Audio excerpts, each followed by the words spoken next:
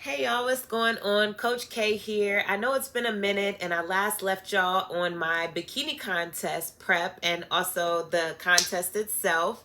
And I'll give updates on that. So much has happened and I have just been really busy and also going through my own grief process and just having a lot of projects going on. But it's November, it's World Vegan Month, and I wanted to hop on here on this Wellness Wednesday and just give y'all a little offering. So, uh, yeah, I'm looking down at the book.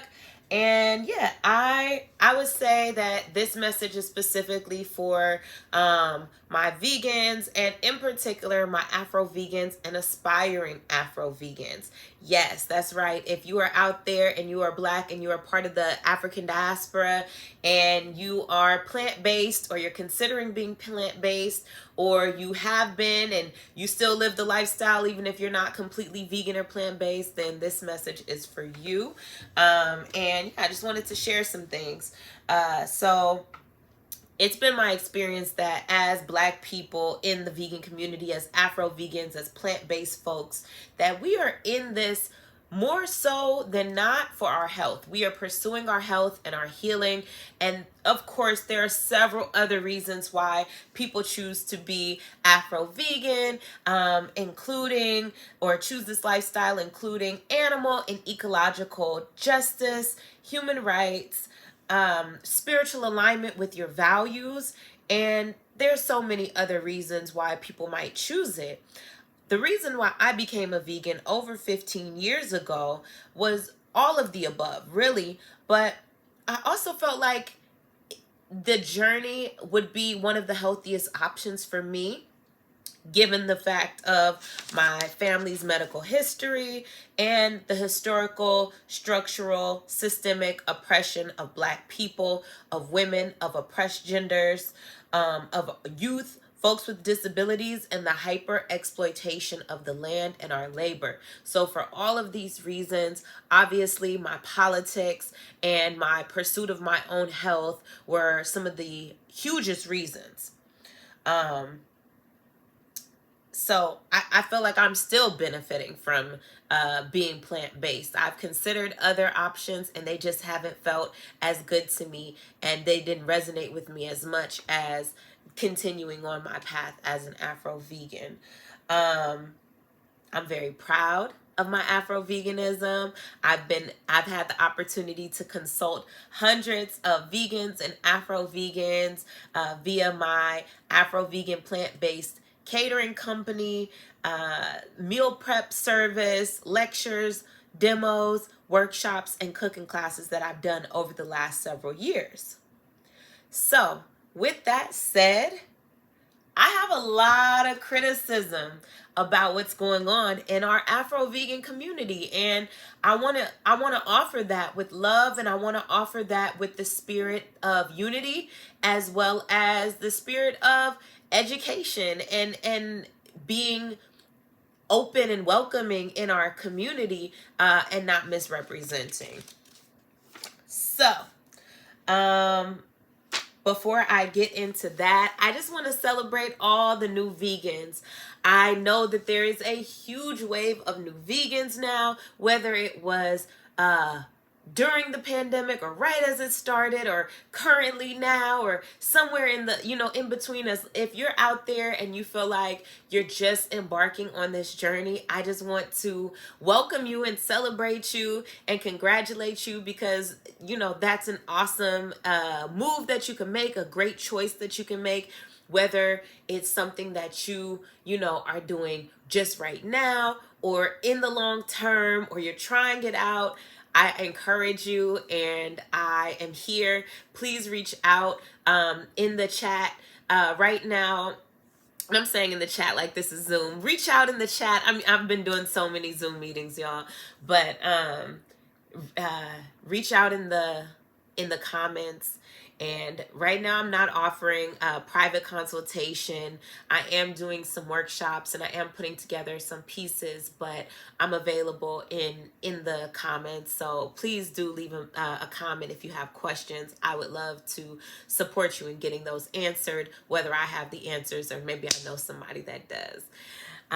So with that said, let's get into this.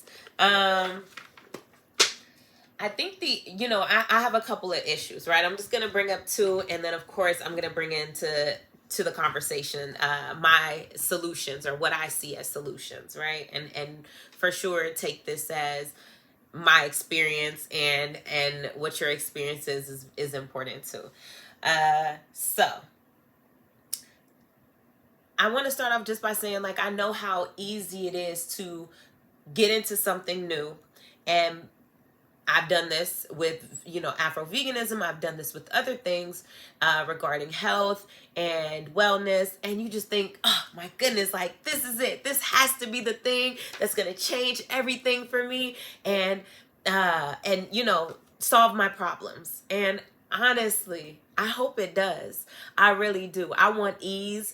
I don't want issues for you. I want, if this is it, and this is the thing that has connected all the layers and dynamics that you have going on, beautiful. That is a blessing. For many of us, though, we will not find that, not the entire time on our journey. It might be the thing we need, at certain times that brings us through. But it's oftentimes connected to many other pieces. And I just want to put out there that having realistic expectations is so important as you continue and embark on your Afro vegan journey, or your vegan journey, or your just journey as you pursue your health in general. There's so many different parts when it comes to your health. I just want us to be real about what it is that we expect and what it is that can be solved. And in that reality, acknowledging the challenges, absolutely the benefits and the things that we've heard and the things that we've experienced, and the challenges as well. I think a lot of people are out here looking for cures. Folks are looking for healers. The medical system is inundated. Many of us don't believe in it and haven't since Tuskegee, and even before that, with eugenics, just the way that our bodies have been used as an experiment of Western medicine. So we're already ready for something else, and we're looking for that, and we're pursuing that just with so much might and so much drive. And it's damaging to our communities if we are not 100% transparent, if we don't welcome folks with the truth.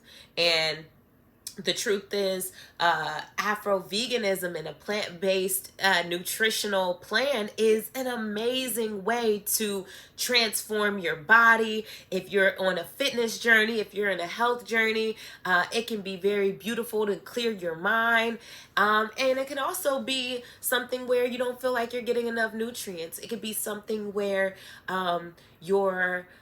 you feel like you can't afford it, or you are challenged with how much, how to create new recipes that fit within your budget or within your dietary restrictions or allergies, or whatever the case may be, protein needs, and so on and so forth. There are things that I think as folks come in that we should be open to and sharing. So, let's see. One of the other things, so that's one piece, right? Is like, for those that are saying come and be vegan and enjoy and join in. And a lot of us, whether it's obesity, high blood pressure, hypertension, diabetes, high blood pressure, stress, anxiety, you name it, we have people in our families or ourselves that are dealing with that. So just be aware of that as you're entering into your plant-based or continuing on your plant-based journey, that there may be a bit of an experimentation that's happening, a bit of a, mixing and matching of ingredients, figuring out what works for you. And I really want to invite you that even though so many people now, the the you name it in the celebrity world, uh many people are investing in plant-based products. And you know I'm hearing things of vegan food chains and fast food chains and things like that. And it's so easy also to get caught up in that, get it caught up in that rapture of, oh, this tastes so good, it's vegan, so it has to be healthy. And I encourage you to be just as mindful of vegan and plant-based junk food and fast food as you are of junk food and fast food, period. Just because there's no animal products in it, it doesn't mean that it's healthy. And I think that, those of us that are used to door dashing and Uber Eats and all those other Postmates and all those other things, food delivery services at our convenience, we kind of are in that habit already. So it's probably going to be pretty easy as we transition and find plant-based things. And I know it was for me. Oh my goodness, I spent so much money when we were in on lockdown or whatever the case may be, like here in the Bay Area. I'm saying this for real because we were on lockdown the longest, it seemed like, for so long out of, in the US. Like, we were the first kind of space to shut down in 2020, and other places follow suit after that. But man, we got caught up in I mean, we're in the middle of tech too, so food on demand is just something that we get used to. So I'm just trying to tell y'all that be mindful when it is food on demand, what it is that you're ordering. And just because it's vegan doesn't mean it's healthy. If it's fried, it's not that healthy. If it has high salt, high sugar, a lot of white bread, high fat, high saturated fat, a lot of salt, sodium, it's not that healthy. And it may be something fun to get on an occasion, but if most of us are pursuing our health in being plant-based, it's so important that we continue to pursue our health, as we continue on this journey. And yeah, I just wanted to encourage that. That's not necessarily a critique outside of, like, some of the folks that are investing, millions and millions and possibly, at some point $1 billion in this industry, or billions of dollars in this industry, the vegan plant-based industry now, right? To just note that they're not investing that money in community gardens and fresh local organic produce. For the most part, that money is for the most part getting invested in processed junk food, processed peas, soy, wheat, mostly those, so corn products. So just be aware of that. The last criticism that I want to throw out there before I get into these solutions, and I appreciate y'all that are continuing on in this conversation with me, and hopefully you're getting something out of this. I'm really just wanting to share as an encouragement, but also to set realistic expectations so that you find your way. And don't expect, like, well, so-and-so did it and they said it was easy for them, so why isn't it easy for me? It's not easy for everyone. And the longer you're in it, the more you may find yourself challenged as far as, like, getting the most out of the nutrients that you need. And this is why so many people I think have been vegan and then say that they're now not vegan, or they're pescatarian, or they're plant-based for the most part, but they consume meat on occasion, which is fine if that's what helps you pursue your health, which is the whole point. So the last thing, The last thing is not even, and don't get me wrong, I'm not trying to get at any health practitioner.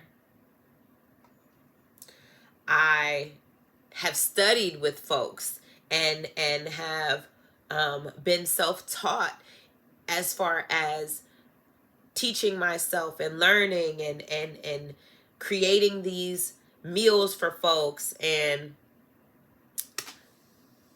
you know, I relate to the journey of being a self-taught wellness practitioner.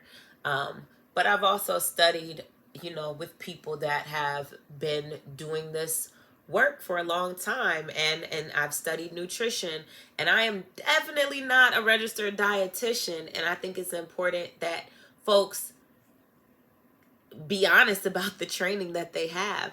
But for the folks that are out there in community that are living this life, that are sharing it with their family and their friends and the community, that are saying, we need this information and can you share this with us? And they're cooking and doing cooking demos and,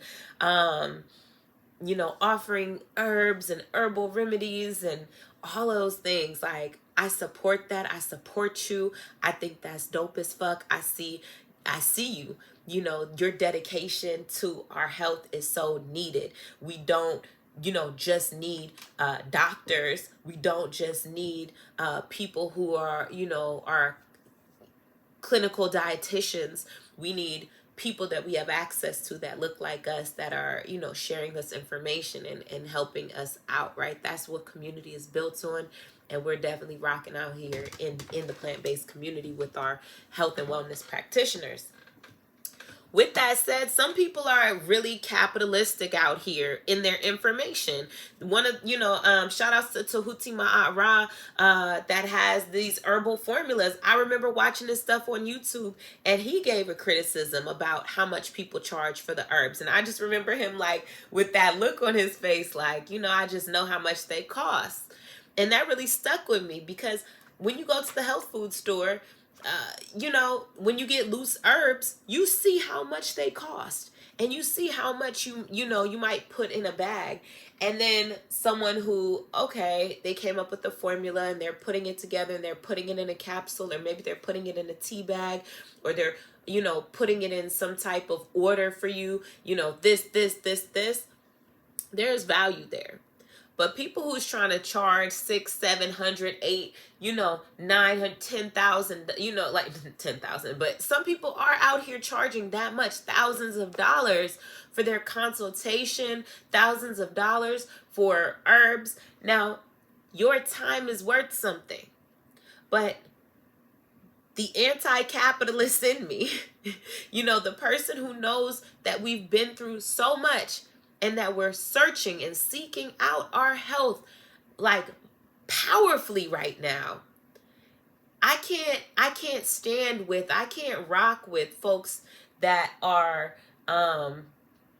charge what you charge, but at the same time, how much do these herbs cost? And at the same time, are we being transparent with what we say this herb, vegetable, diet plan, lifestyle can do? How much experience do we have? Are we going based on our personal experience, what we've personally been able to overcome, which is valid, as long as you're just saying, hey, this is what I've tried and this worked for me? Are we going on clients? How many clients we've had? How many clients have used this exact thing and have been healed or cured, or, their symptoms have subsided or have improved, or, are there testimonials behind that? Do we have access to those people? This is what I mean when I say real transparency, because we don't want to lose the trust of our people. We have an opportunity in the Afro vegan space to really represent ourselves and show an alternative to Western medicine that could work for folks. That doesn't mean, there is no efficacy to Western medicine, but we should be honest and transparent about the efficacy of holistic medicine, or traditional medicine, indigenous medicine, plant-based medicine, whatever we want to call it.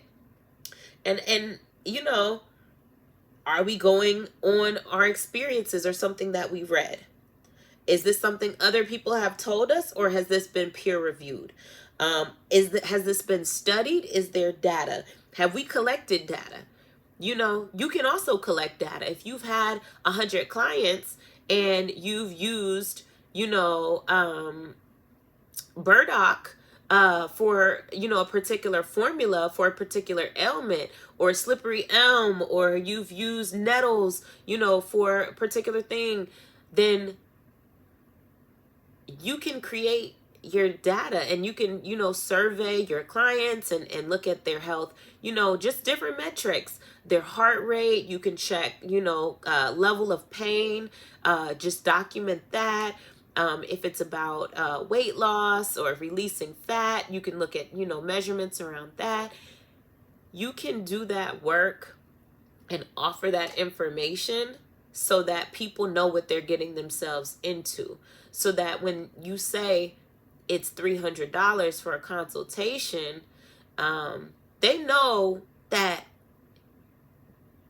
who you are, the type of training that you have, and around how many people you're confident, you know, have been able to utilize this formula or this diet or this plan that you're offering. That's fair. You know, I think that's fair and that's real. And that will allow people to say, okay, well, you know, maybe it didn't work for me, but I did get these benefits.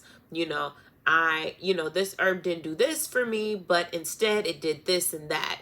And I feel grateful for that. And maybe they're going to pursue another option, but at least they have faith that they've gained a benefit from your experience, and they were able to set a realistic expectation. So that you know, those are the offerings that I have as far as like some of the critique that I am engaging with, because I have folks that do come to me and, you know, they tell me about these people that have charged them exuberant amounts of money. I'm like, damn, that's hella bread. Like, what'd you get for that? And then they show me this little teeny tiny ass bag of herbs, and I'm like, what the fuck is this? And I'm going through the shit with them, and I'm like, oh my gosh, like, I want your money back. You know what I mean? Like, I feel like people's mom in that way. Like, we gonna march back up to that store and we about to get your motherfucking money back. Like, I feel that way because I rock with my people and I rock with my family, and I just know how desperate it can be to feel like, you know, you've been told you have some type of health ailment, and then someone tells you they know how to cure you. They know how to, you know what I'm saying? Like, I've been studying this for you know, 6 months, and I've read in a book that, you know, rose hips and you know, marshmallow root and can do X, Y, and Z. Like, come on now. You know, I've studied for 6 months and I've been there, but I wasn't charging people for that information. You feel me? Like, that's the type of information you share on the strength. That's the type of information you're like, oh my God, I'm so excited. I just read, you know, Dr. Africa, African Holistic Health. I just read Queen of Four, Heal Thyself, and I'm doing this fast, and I got this going on and that going on, and like, you should do it too. And, you know, let's get involved and we can have a study group. And that's when you juiced about something and you like, I want to share this out in the community. But when you 6 months, 1 year, so in, it's like, how dare you fucking charge not just a little bit for your time because you put, you know, you went to the store and you did some research and you read and, you know, you've been working on it in yourself and stuff. Like, okay, but bread, like money that'll make you fight somebody. You feel me?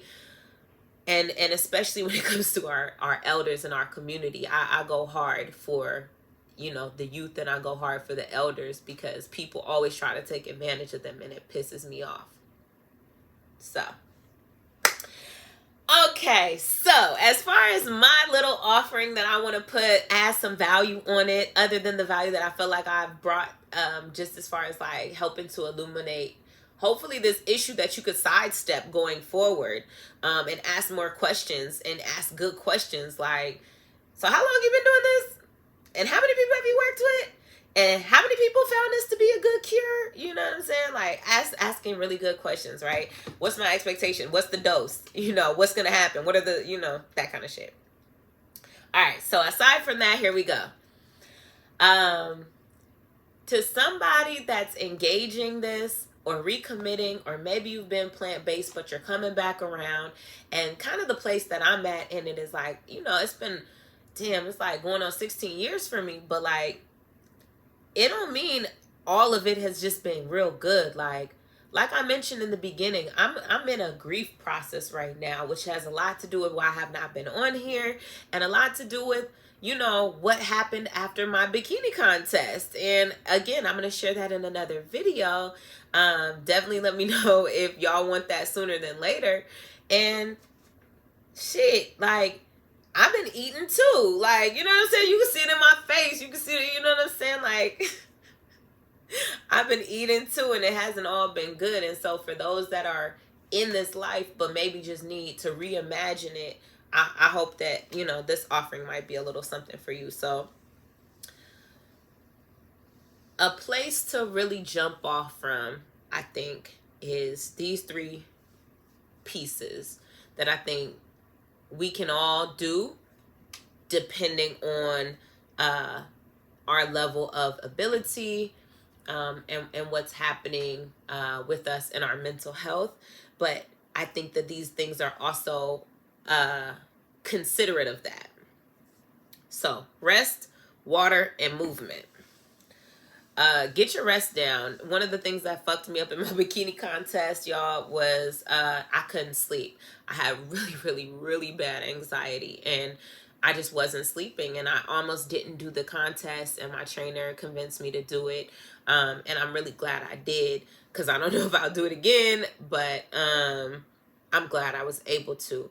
But rest is so critical. And not just like sleep, but like rest that gives you like the space to think. Sometimes it's on vacation where people make a big change. Sometimes it's the end of the year, preparing for the new year. Sometimes it's right at the new year, their birthdays. Who knows? A Thursday, who knows? A Wellness Wednesday.